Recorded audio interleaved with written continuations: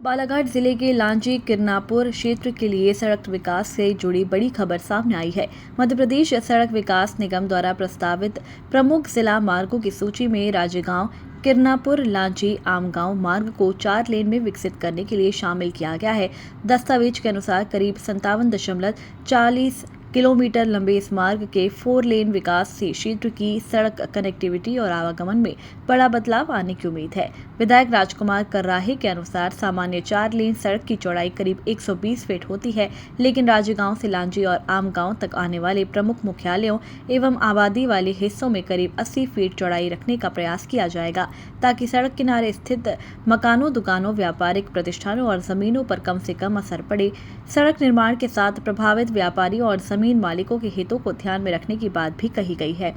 मुआवजे को लेकर विधायक ने दावा किया है कि प्रभावित जमीन मालिकों को 4 गुना मुआवजा दिया जाएगा। इस प्रस्तावित 4 लेन मार्ग के विकसित होने से लांजी किरनापुर क्षेत्र का बालाघाट जिले के अन्य हिस्सों के साथ साथ महाराष्ट्र के गोंदिया क्षेत्र से संपर्क और मजबूत होने की संभावना है। बेहतर सड़क सुविधा से आवागमन आसान होने के साथ व्यापारिक गतिविधियों को भी गति मिलने की उम्मीद है।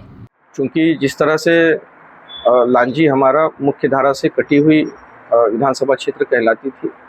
और वनांचल वाला क्षेत्र रहा है, और हम ये देखते रहे हैं कि सड़कों की स्थिति भी हमारी जो थी, मुख्य सड़कें जो थी वो प्रति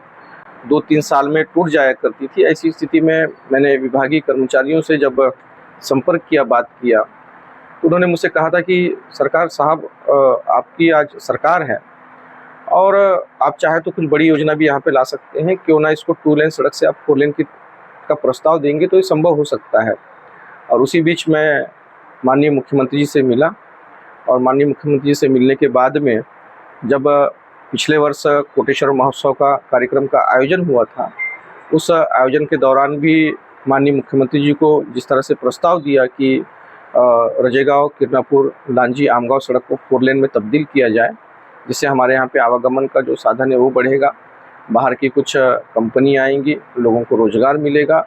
और उन्होंने स्वीकार किया था।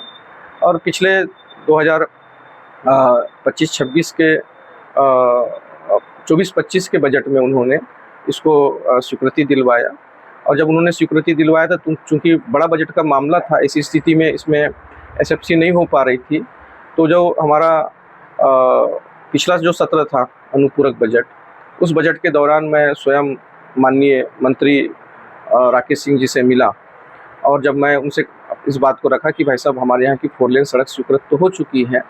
लेकिन अगर तत्काल जल्दी प्रारंभ हो जाती है तो निश्चित तौर से हमारे कार्यकाल में इसका काम प्रारंभ हो जाता है, तो इसका देखरेख भी हम अच्छे तरीके से कर सकेंगे, और जितने जल्दी होगा तो हम एक भव्य कार्यक्रम का आयोजन करेंगे। तब उन्होंने मुझसे कहा था कि बड़ी बजट वाली सड़कें हैं और हम थोड़ा धीरे से करेंगे, लेकिन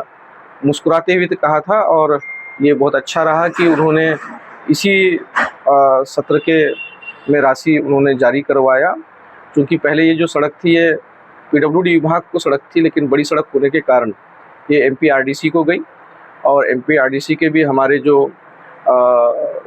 सचिव हैं सम्मानीय भरत यादव जी, उनसे भी मेरी मुलाकात होती रहती थी, और हमारे अपने क्षेत्र के लिए ये बहुत सौभाग्य का विषय है कि हमारी अपनी सरकार ने